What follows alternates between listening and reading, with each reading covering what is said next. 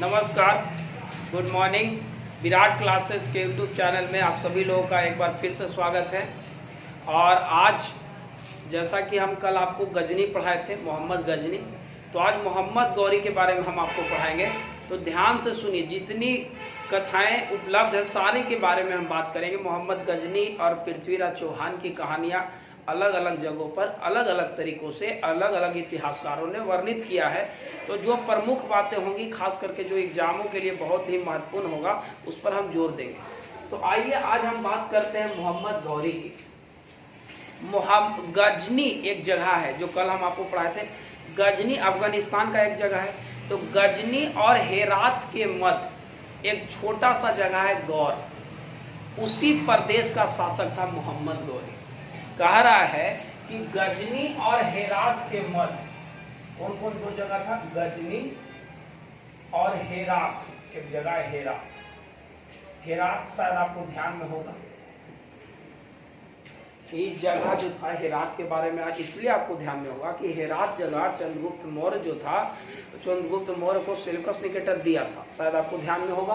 तो गजनी और हेरात के मध्य एक छोटा सा जगह है जिसका नाम है गौर।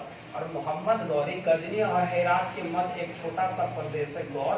मोहम्मद गजनी वहीं का शासक है और मोहम्मद गौरी गौर वंश का ही एक प्रमुख शासक है। गौर वंश को सस्वानी वंश भी कहा जाता है। इंपॉर्टेंट बात है, इस वंश को और क्या कहा जाता है? सस्वानी वंश। यानी कि मोहम्मद गौरी जो था, जिस वंश का शासक था, या तो उसको गौर वंश कहा जाता है, गौर वंश कहा जाता है, गौर वंश कहा जाता है, या तो सस्वानी वंश कहा जाता है। कोई दिक्कत? मोहम्मद गौरी का जन्म 1149 ईस्वी में गौर प्रदेश में हुआ।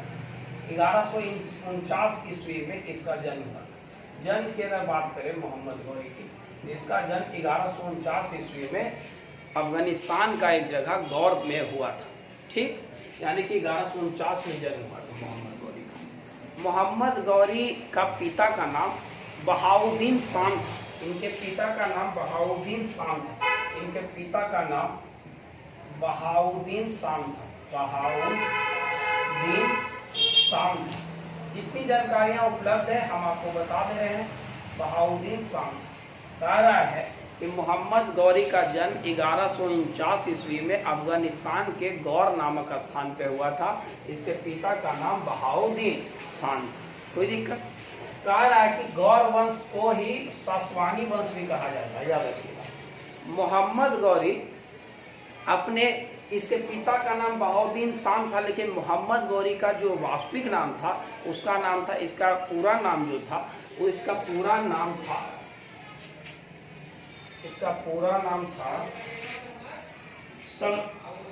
शहाबुद्दीन मोहम्मद गौरी।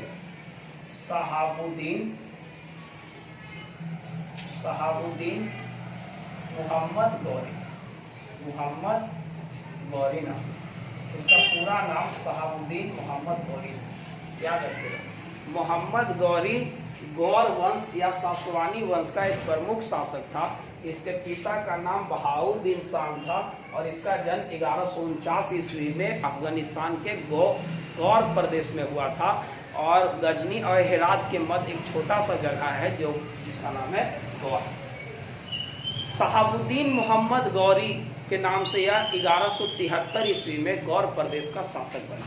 यानी कि मोहम्मद गौरी का अगर शासन काल आप जानना चाह रहे हैं कि इसका शासन कब से कब तक रहा, 1173 से 1206 तक, 1206 में इसकी हत्या कर दी गई। मोहम्मद गौरी का शासन काल रहा। यह अपने पिता के बाद 1173 ईस्वी में गौर प्रदेश का शासक बना। यानी ये मोहम्मद गौरी गौर प्रदेश का शासक कब बना? 1173 ईस्वी। 1173 ईस्वी कह रहा है कि मोहम्मद गौरी गौर प्रदेश का शासक कब बना? 1173 ईस्वी में। 1173 ईस्वी में इसने गौर प्रदेश का शासक बना। उसके बाद इसने विभिन्न आक्रमण किए जिसकी उल्लेख हम बाद में आपको करेंगे। तो आइए, मोहम्मद गौरी का भारत पे, देखिए भारत पे अलग आक्रमण है और वह अपने प्रदेशों में पाकिस्तान, अफगानिस्तान के क्षेत्रों में बहुत बार आक्रमण किया है। लेकिन इसका भारत पे अगर पहला आक्रमण की बात किया जाए तो इस मुल्तान पर आक्रमण किया था। अगर आप भारत, मुल्तान चूंकि अब भारत में नहीं है, लेकिन इसका पहला आक्रमण 1175 ईस्वी में मुल्तान के विरुद्ध था। यह गौर प्रदेश का शासक कब बना था? 1173 में। गौर प्रदेश का शासक कब बना था? 1173 ईस्वी में। गौर प्रदेश का शासक बना था 1173 ईस्वी में। इसका भारत में पहला आक्रमण 1175 ईस्वी में मुल्तान के विरुद्ध। इसका भारत पे पहला आक्रमण 1175 ईस्वी, मुल्तान चूंकि भारत में ही था तो भारत पर इसका पहला आक्रमण 1175 ईस्वी में मुल्तान के विरुद्ध था। याद रखिएगा, इसका पहला आक्रमण कब था? 1175 में मुल्तान के विरुद्ध। मोहम्मद गौरी का यह पहला आक्रमण था। याद रखिएगा, पहला आक्रमण मोहम्मद गौरी का पहला अगर आक्रमण की बात करें तो इसका पहला आक्रमण था 1175 ईस्वी में मुल्तान के विरुद्ध। इसका अगला आक्रमण था 1176 में सिंध पर इसने आक्रमण किया था। अगर आपको इधर देख रहे हैं तो आप देख लीजिए, इसने अगला आक्रमण सिंध पर 1176 में इसने किया। लेकिन 1175 में आक्रमण करने के बाद 1176 में इसने सिंध पर किया और उसके बाद इसने 1178 में भारत पर दोबारा आक्रमण किया और वह पाटन गुजरात पर आक्रमण किया ताकि यहाँ से अपार धन संपत्ति को लूट सके। और इसका मकसद था, जैसे जितने भी अभी तक शासक आए उनका, क्योंकि ज़्यादातर जो शासक अफगानिस्तान के क्षेत्रों से आए थे, उनका मेन मकसद था भारत से अपार धन संपत्ति को लूटना, शासन करना नहीं था। लेकिन मोहम्मद गौरी पहला ऐसा शासक हुआ जिसका मेन मकसद था भारत को अपार धन संपत्ति को तो लूटना था ही, साथ ही साथ भारत के अनेक क्षेत्रों पर शासन करना था। यानी कि इसका अगला आक्रमण 1176 ईस्वी में सिंध पर हुआ, तो लिखा हुआ है। इसके बाद इसने अगला आक्रमण 1178 ईस्वी में पाटन गुजरात के खिलाफ किया। पाटन जगह है गुजरात का, वहीं किया और वहां के राजा भीमद्वितीय ने इसे बुरी तरह से पराजित कर दिया। सोलंकी वंश का शासक भीमद्वितीय ने इसे बुरी तरह से पराजित कर दिया। याद रखिएगा, 1178 ईस्वी में इसने पाटन गुजरात पर आक्रमण किया और वहां का शासक भीमद्वितीय ने इसे बुरी तरह से पराजित कर दिया। मुंह हार का सामना करना पड़ा किसको? मोहम्मद गौरी को। कोई दिक्कत?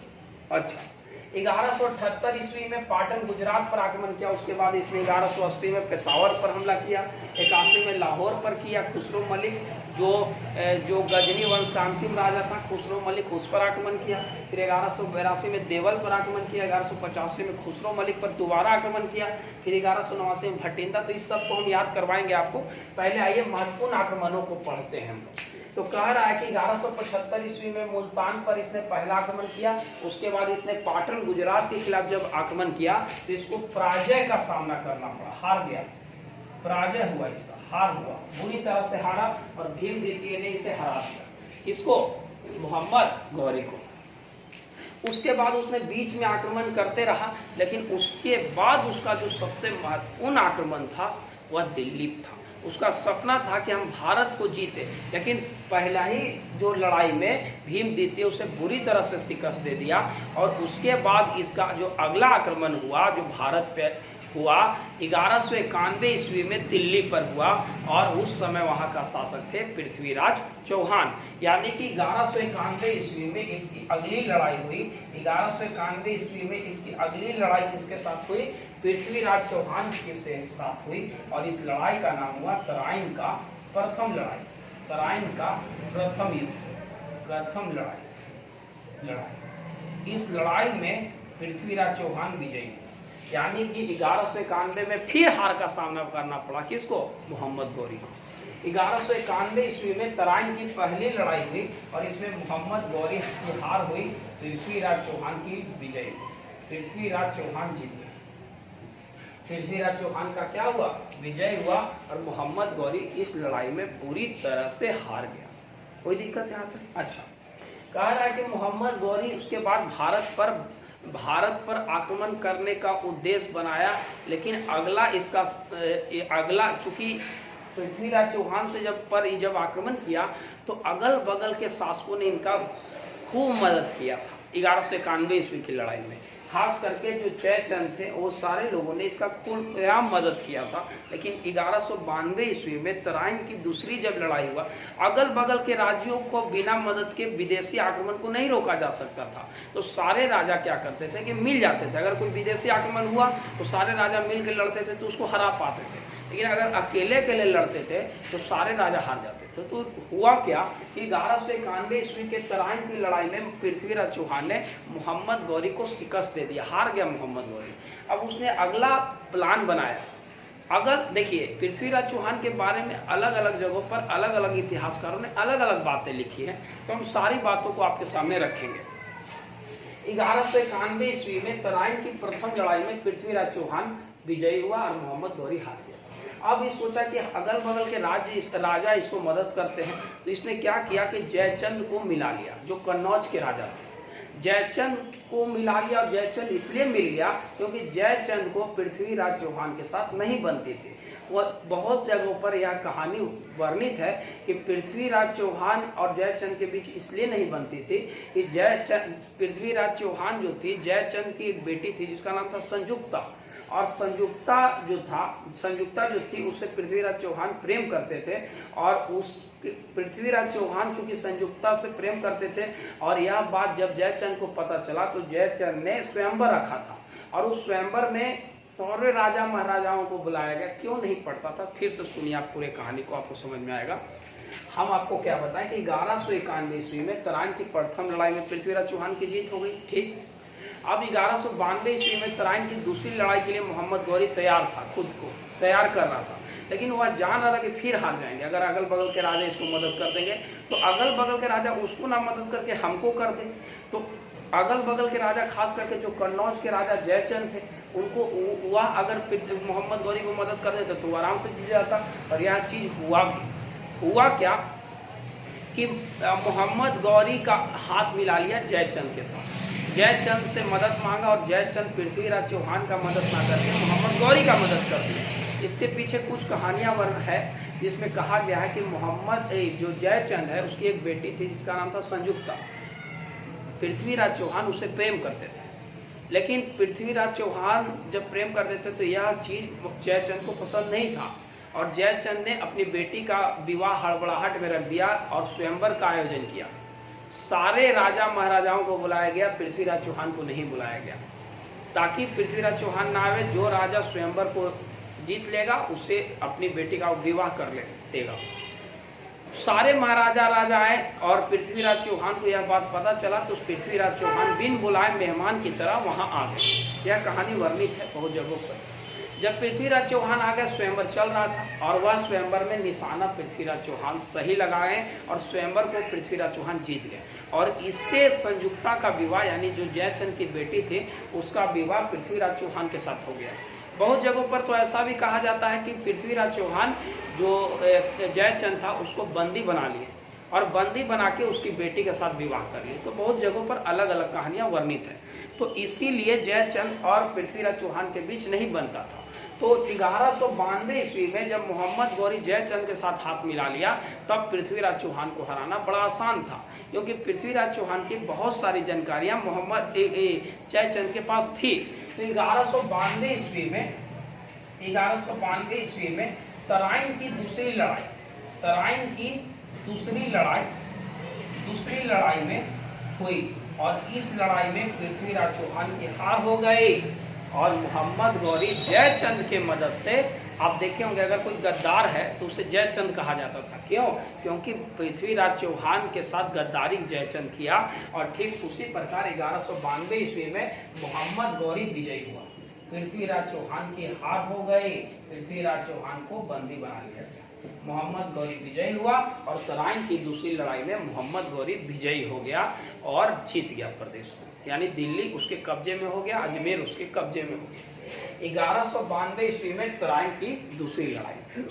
अब सुनिए, 1192 ईस्वी में तराइन की दूसरी लड़ाई में पृथ्वीराज चौहान हार गए और मोहम्मद गौरी विजयी हो गया। और विजय के पीछे जयचंद का बहुत बड़ा हाथ था। जयचंद ने पृथ्वीराज चौहान के साथ धोखाधड़ी कर दिया। 1192 ईस्वी में तराइन की दूसरी लड़ाई हुआ, इसमें पृथ्वीराज चौहान की हार हो गई और मोहम्मद गौरी जीत गया। अब भाई कह रहा है कि जब मोहम्मद गौरी दिल्ली और अजमेर को जीत लिया तो जयचंद चूंकि उसको मदद किया था तो शर्त रखा था कि या तो कुछ हिस्सा हमको दे दो शासन करेला, नहीं तो तुम कन्नौज पे आक्रमण मत करना। जयचंद कन्नौज का राजा था, तो उसने कहा था कि अगर आप जीत जाइएगा, हम मदद भी कर रहे हैं आपको, तो कुछ हिस्सा हमारे साम्राज्य में मिला देना और हम पर आक्रमण मत करना। लेकिन जिसको आदत लग गया है प्रदेश जीतने का, चूँकि तू मदद किया, तू जब अपन रिश्तेदार यानी दामाद का नहीं हुआ तो मोहम्मद गौरी का कैसे होगा। तो 1194 ईस्वी में मोहम्मद गौरी जयचंद पर हमला बोल दिया। मोहम्मद गौरी जयचंद पे हमला बोल दिया और कन्नौज की लड़ाई में जयचंद को हरा दिया।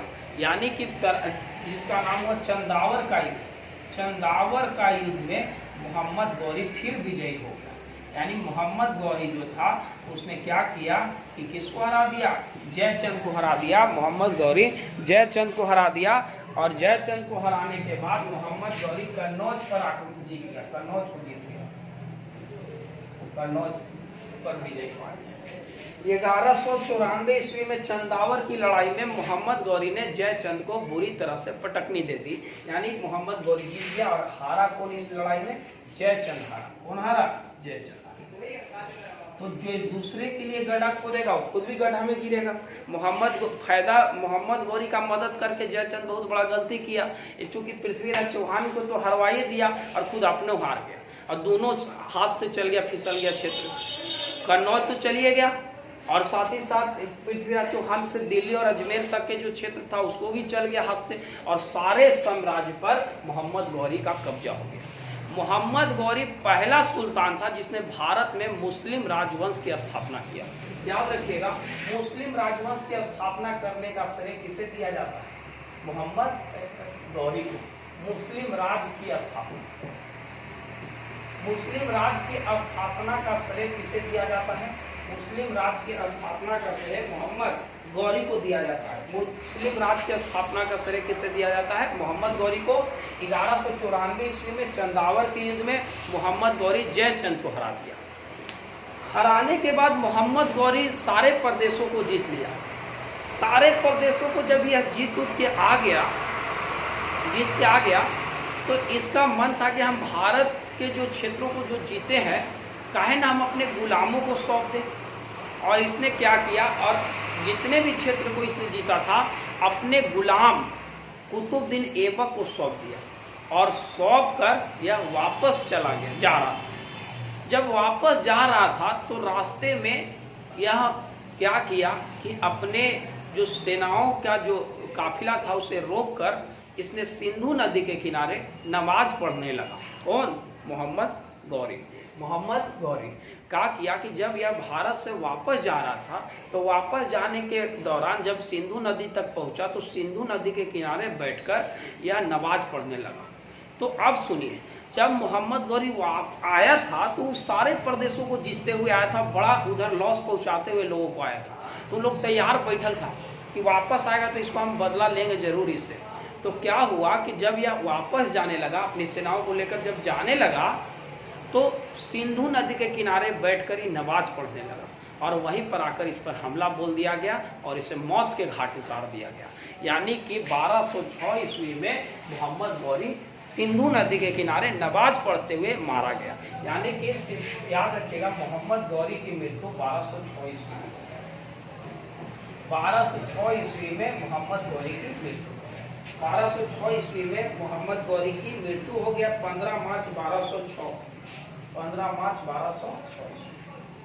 इसकी मृत्यु, मोहम्मद गौरी की मृत्यु 15 मार्च 1206 ईस्वी को हो गया और मोहम्मद गौरी मर गया और इसका उत्तराधिकारी इसका दामाद हुआ, गुलाम हुआ, जिसका नाम था कुतुबुद्दीन ऐबक, जिसने दिल्ली के गद्दी पर एक नए राजवंश की स्थापना किया जिसको दास वंश या गुलाम वंश के नाम से जाना जाता है। अच्छा, इतनी बातों को हम फिर से आप लोग को एक बार बता देते हैं।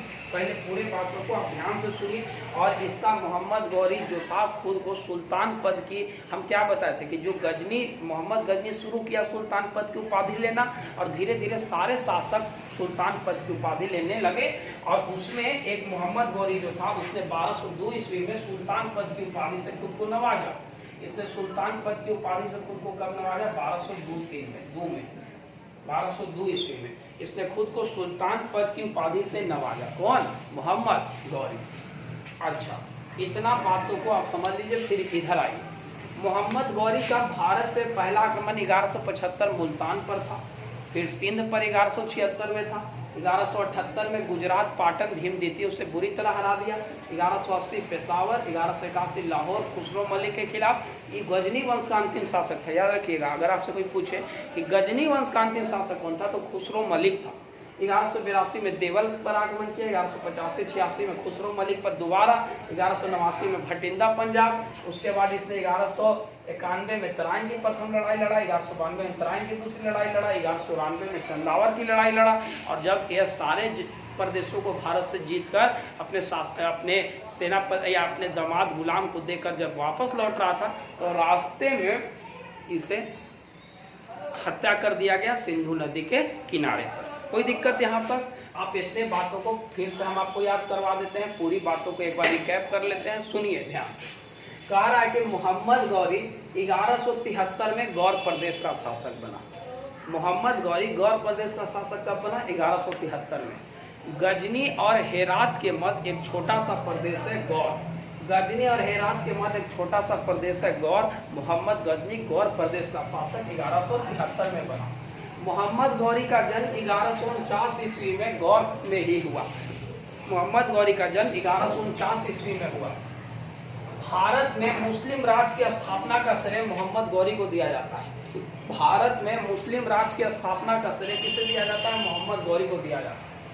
मोहम्मद गौरी का शासनकाल 1173 से 1206 तक रहा। मोहम्मद गौरी के पिता का नाम बहाउद्दीन शाम था। मोहम्मद गौरी के जो पिताजी थे उनका नाम था बहाउद्दीन शाम। गौर वंश या सासवानी वंश के नाम से इस वंश को जाना जाता है।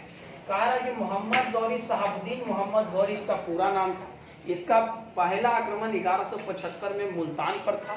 उसके बाद 1176 में सिंध पर था, 1178 में पाटन गुजरात के खिलाफ था, 1180 में पेशावर पर था, 1181 में लाहौर पर था खुसरो मलिक के खिलाफ, 1182 में देवल में था, 1185 इसको हम याद करवाते हैं तुरंत आपको, 1185-86 में खुसरो मलिक के खिलाफ था, 1189 में भटिंडा पंजाब के खिलाफ था, 1191 में तराइन की लड़ाई हुआ है, 92 में तराइन की दूसरी लड़ाई, 94 में चंदावर का युद्ध हुआ। मोहम्मद गौरी जो था यह सुल्तान पद की उपाधि से खुद को नवाजा था 1202 में। इसने खुद को सुल्तान पद की उपाधि से 1202 में नवाजा था। क्योंकि इसके कोई पुत्र नहीं थे, कोई संतान नहीं थे, इसलिए अपने गुलाम को मोहम्मद गौरी ने अपने गुलाम को कुतुबुद्दीन ऐबक को जो जीता हुआ भारत का प्रदेश था उसको लौट रहा था। तो सिंध नदी किनारे जब नमाज पढ़ने लगा उसी दौरान इस पर हमला हुआ और इसकी हत्या कर दी गई। याद रखिएगा, मोहम्मद गौरी जो था उसने 1191 ईस्वी में तराइन की पहली लड़ाई हुई जिसमें पृथ्वीराज चौहान ने इसे बुरी तरह से हरा दिया। उसके बाद 1192 ईस्वी में तराइन की दूसरी लड़ाई में मोहम्मद गौरी ने पृथ्वीराज चौहान को हरा दिया। मतलब पहला लड़ाई में पृथ्वीराज जीता, दूसरा में मोहम्मद गौरी जीता। और जयचंद और मोहम्मद गौरी के बीच चंदावर का युद्ध 1194 में हुआ और कन्नौज पे भी अधिकार कर लिया मोहम्मद गौरी। किसको हराकर? जयचंद को हराकर। किसको हराकर? जयचंद को हराकर। किसको हराकर? जयचंद को हराकर। कह रहा कि इसके द्वारा किए गए आक्रमण देख लीजिए, इधर इसको याद करवा देते हैं हम। स्क्रीनशॉट आप इतना पहले ले लीजिए। चलिए अब आइए, आप पहले आपको हम याद करवाते चलते हैं।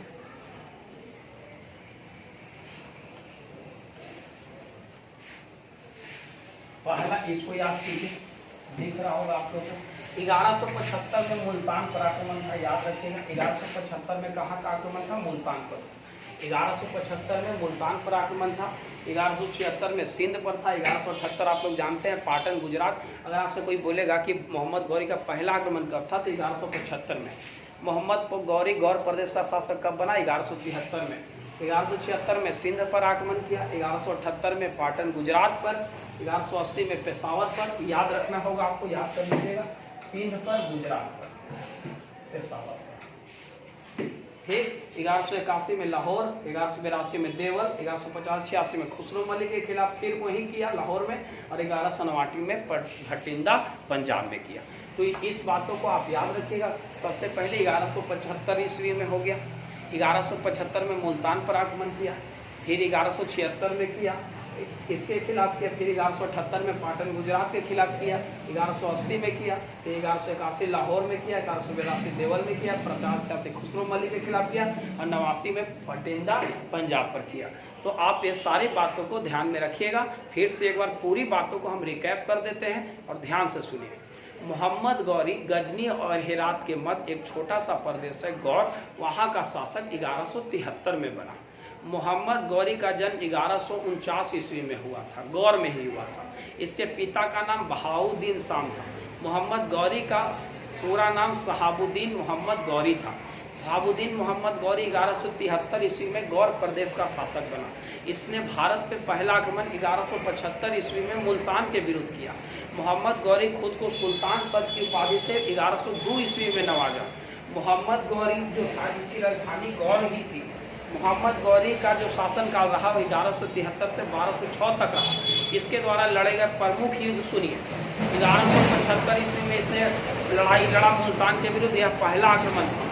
1178 ईस्वी में पाटन गुजरात पर आक्रमण किया, इसे वहाँ का शासक भीम द्वितीय ने बुरी तरह से हरा दिया। 1191 ईस्वी में इसने तराइन की लड़ाई पृथ्वीराज चौहान के साथ लड़ा, जिसमें इसकी हार हुई। 1192 में दोबारा इसने तराइन की दूसरी लड़ाई लड़ी और जिसमें मोहम्मद गौरी ने पृथ्वीराज चौहान को हरा दिया। 1194 ईस्वी में चंदावर की लड़ाई हुआ और चंदावर की लड़ाई में मोहम्मद गौरी विजयी हुआ और जयचंद से कन्नौज भी छीन लिया। 1206 ईस्वी में 15 मार्च 1206 ईस्वी को जब यह अपने गुलाम कुतुबुद्दीन ऐबक को भारत के क्षेत्रों, जीते हुए क्षेत्रों को सौंप कर वापस जाने लगा, क्योंकि इसका कोई पुत्र नहीं था। तो जब यह जीत कर वापस जाने लगा तो रास्ते में सिंध नदी किनारे बैठकर यह नमाज अदा करने लगा और उसी क्रम में इसकी हत्या कर दी गई। कोई दिक्कत? उम्मीद करते हैं कि आपको याद हो गया होगा, अच्छा लगा होगा।